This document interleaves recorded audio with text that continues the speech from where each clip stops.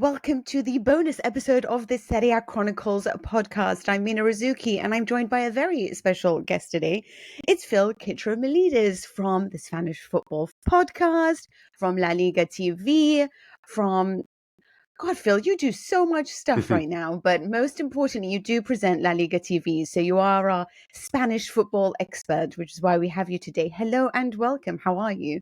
Hi Mina, you made me feel like a special guest. You've made me feel special with that intro, so thanks very much. Yeah, pleased to be here, and it's a good time to get me on the podcast, I guess, isn't it? With two Italian Yeah. teams playing two Spanish teams in the Champions League coming up in the second legs.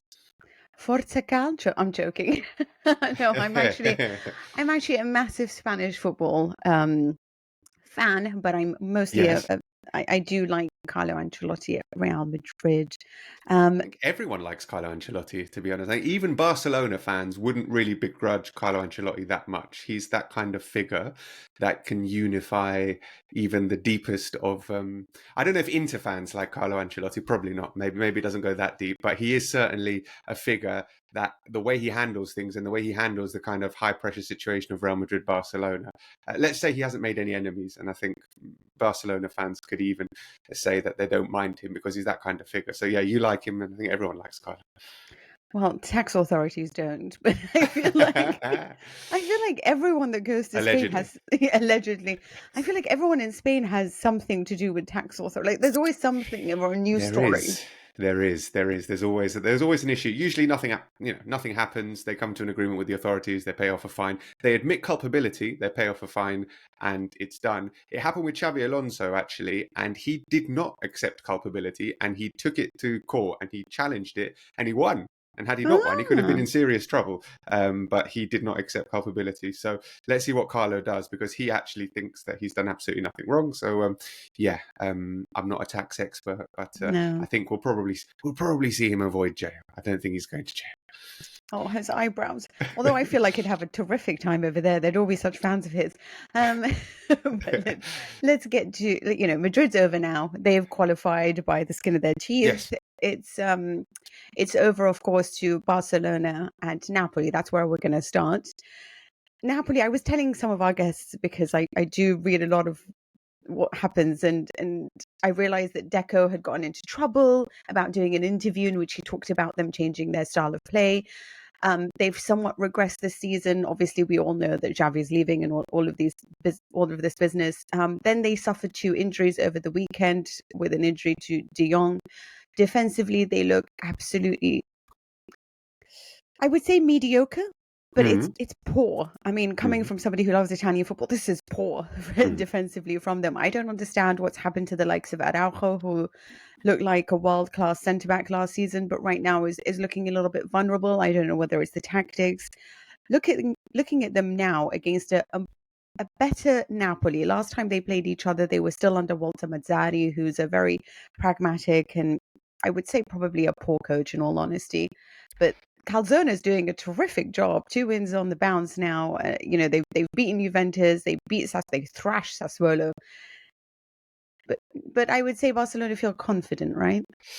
I think they feel confident for a couple of reasons. One, they're at home, so they're generally quite confident against most teams at home, and B, because of their performance in that first leg, they felt that they came away from that game having played better than Napoli and having deserved to win. And we've not seen Barcelona play pretty well for months. I mean, they've been getting wins, they've been getting grinding out results, but they haven't actually been putting in good performances at all. And it's strange, because we've seen them getting results but not putting in good performances. And against Napoli, we saw them put in a good performance but not necessarily get the results. So I think they're confident that they've got the upper hand over Napoli in terms of play, and they're at home. Now, you mentioned the 2 injuries they picked up at the weekend. No Pedri and no Frenkie de Jong in the heart of midfield, to go with no Gavi, who's out for the rest of the season as well. So that's their three key midfielders out. And if you think about last season, when they won the league, they won the Spanish Super Cup, all 4 midfielders from that team are no longer available, because Busquets has gone, and Yeah. those 3 are all out injured as well. So there are problems. There are problems in the midfield. Ilkay Gundogan will play. He'll have to play. as a sort of the senior member of the midfield. But otherwise, it's going to be a makeshift. We might see Andreas Christensen play. We'll probably. Really? And yeah, he's been playing the pivot role for the last month, and he's been starting every game, and he's been doing it okay, sort of simply. Doesn't take too many risks, plays simple passes, but he's been doing okay. Probably see him and Gundogan and maybe the youngster Fermin Lopez. I don't know. Barcelona have got a game tonight. We're recording on Friday, so they've got a game tonight against Mallorca, and we'll see who he selects for that game, which might give some indications of who's going to play against Napoli. But they've got some problems in the midfield, which might bring down the confidence levels a little bit. But overall, I think after that first leg, they were really quite positive because they played well. The negative is that they played well and they didn't win, and they let Napoli back into that game, and that defensive frailty that you've spoken about, they do look fragile. So Napoli didn't have much in the game until they scored, and then they scored out of more or less nothing, and then Barca were sort of hanging on a little bit towards the end. So they are a fragile team defensively, and it's not just the back four, is it? We know that defending starts higher up the pitch, and it's not just about the four defenders, but the performance levels have dropped. Araujo, as you mentioned, his performance levels have dropped compared to last season. Jules Koundé, who's really, one of the best defenders in Europe last season, Absolutely. or with Sevilla, unrecognisable this season. So yeah, What changed? What changed for the defense? Is it the absence of somebody as important as Sergio Busquets obviously going? Was that maybe. Was he the man who held it together a little bit, and now they're just so open? Or do you think this is something to do with Xavi and his tactics? He was under a lot of don't think. pressure to be a Yeah, little bit, more well, attacking. yeah. No, there is that, but I don't think we can overlook the fact that Sergio Busquets left after a decade and a half, and suddenly Barcelona look a lot more exposed. They brought the ball out from the back a lot better with Sergio Busquets in the team. I think that's an obvious thing to say, but it's pretty clear, and we've seen that this season. It's difficult to know how really, really good players can have their level drop so dramatically. Araujo has had some physical problems. He's had some injuries. Jules Koundé has been playing out of position for a while. He's been playing as a right back. He was playing last season as a right back, and he's Yeah. been playing this season as a right back as well. And he's not necessarily a right back. I think he'd prefer to play in the heart of defence. But yeah, it's difficult to pinpoint one thing because the whole structure, the whole setup from Barcelona has been quite unconvincing this season. And last year they did win the league. They won the La Liga at a canter. I think they finished 10 points ahead of Real Madrid. They were 16, 17 points ahead at one point, and they won the league with 4 or 5 matches to spare. So they took their foot off the pedal. But they won 11 games 1-0 last season. So there were fine margins, and Robert Lewandowski was firing on all cylinders, and Ter Stegen was really, really good in goal.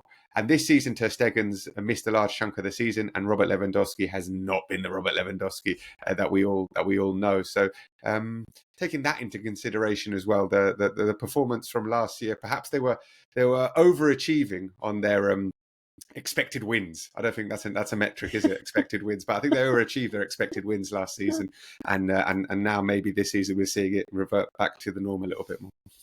Yeah, you speak of Lewandowski. It was interesting because he, like you said, he was so important last season, and then he started off the season rather not very well, and a lot has been said about him. But would you say that he's a little bit back into it now? He's back. He obviously won Player of the Month recently. He seems to be back to being an authority in the dressing room, which is perhaps really important for this Barcelona side, that they step up, that you have some of their captains step up, because Gundogan has been really important. And I feel like with the absence of somebody like you mentioned of Sergio Busquets, it's important for Lewandowski to do that. Yeah, definitely. And yeah, he was Player of the Month in La Liga for February. 4 goals from 4 starts, and it wasn't just the 4 goals that he scored. He scored 4 sort of really Robert Lewandowski kind of goals, like really, really good finishes. And the goal we saw against Napoli as well in the first leg, that was, a Yeah. sensational finish, and a really sort of Lewandowski kind of finish, back to sort of prime Lewandowski. And that's good. That's good news for Barcelona. Also, Montjuic, sorry, just to ask you that, because they're no longer playing in the Camp Nou, and everyone's talking about Montjuic as being sort of a bogey thing for them. It's So you rubbish. said, the first It's thing you rubbish. said when I said Yeah. to you, do they feel confident? And now you said, well, they're at Yeah. home, and I'm like, yeah, but it's Montjuic, and they've been rather, It's true. It's true. I mean, it is. I mean, compared to the Camp Nou in terms of a stadium experience, it is incomparably poor. It's a really, really poor stadium to go and watch a football match. I mean, from the outside, it's quite nice, and they had the Olympics there in '92, and it's at a park, and you walk up a hill, and it's quite picturesque, yada yada yada. But in terms of atmosphere and maybe intimidation, I mean, the Camp Nou, it's 99,000. It's the biggest stadium in Europe, and all right, not the whole stadium cheers, and it's not maybe like some stadiums like in Bilbao or maybe even Napoli, where the atmosphere is so raucous, but it's still huge and cavernous and imposing, and opposing players feel that when they go there. And Montjuic is not like that. It is open. The fans are far away from the crowd. The size of it, only about 45,000 have been turning up max. Barcelona have around 50, 60,000 socios, season ticket holders, and only 17,000 of them took up their option to have a season ticket at Montjuic this season. Like, they're wow. not that interested in going there. So yeah, the atmosphere is not going to be raucous. It's not going to be intimidating, and it should be pretty easy for Napoli to cope from that perspective. I don't think they're going to be intimidated by what they find at Montjuic. So yeah, and listen, Barcelona's home form hasn't been great No. this season, maybe because of that. I mean, that's certainly a factor. And the Camp Nou is, like we said, it's unique in terms of its size, in terms of its imposingness, and Montjuic is almost the opposite. So yeah, I mean, Napoli fans, if you're listening, you're going to a stadium which is open. It's not intimidating at all. So I think that's maybe a point in Napoli's favour. So I guess I have contradicted myself, Mina, because I said they were confident and they're at home.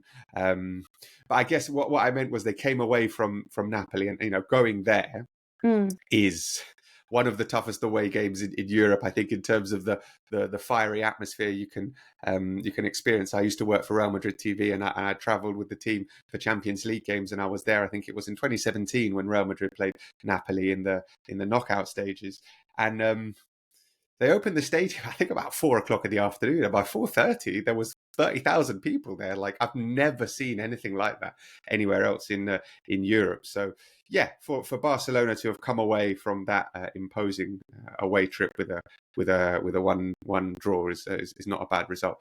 Not a bad result.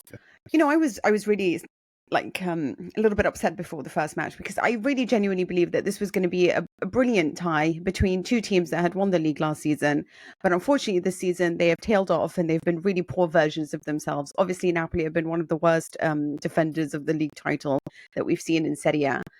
And under Walter Mazzarri, they were displaying some of the poorest football that we had watched in a while, because they couldn't really score the goals. That was the problem. They were focusing too much on defense. But having since changed coaches again, and they brought in Calzone, they seem to have rediscovered that firepower. And it obviously helps that Victor Osimhen has come back from the African Cup of Nations. That's got to be something that Barcelona are terrified about. So, gun to your head, I'm going to ask you now, because do you think that Napoli can get past this Barcelona side? Yeah, I absolutely do. I think anybody can get past this Barcelona side, because they are so fragile, and they don't have the confidence, and they're missing players, and they don't have much momentum, and they haven't been playing particularly well. So yeah, absolutely, Napoli can get past this team. And What are the Victor odds?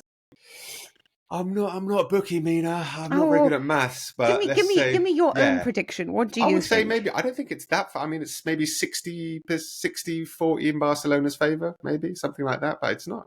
And Victor Osimhen is like feared, I think, Yeah. in across Europe, but in Spain there is a lot of respect for him and his aerial prowess, and we saw what he can do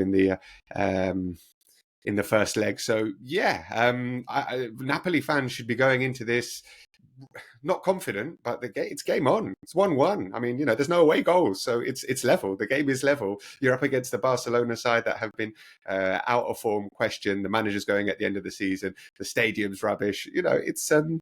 It's game on. It's game on. And Lamine Yamal, would he be the one that makes a difference? It's ridiculous to be talking about an actual child being the difference maker for Barcelona, but he's been their most important player this season. He got rested at the weekend. He wasn't in the starting 11 to play against the Athletic Club in Bilbao. And the manager said, "Listen, we've got to rest him a little bit. He's played so many minutes. He's still growing." And someone told me the other day, I haven't actually been able to verify this, but someone told me that since he made his debut at the start of the season, he's put on 7 kilos. Like, he's bulked up. He's grown a couple of inches as well. Like, he's 16. Like, he's still growing. So.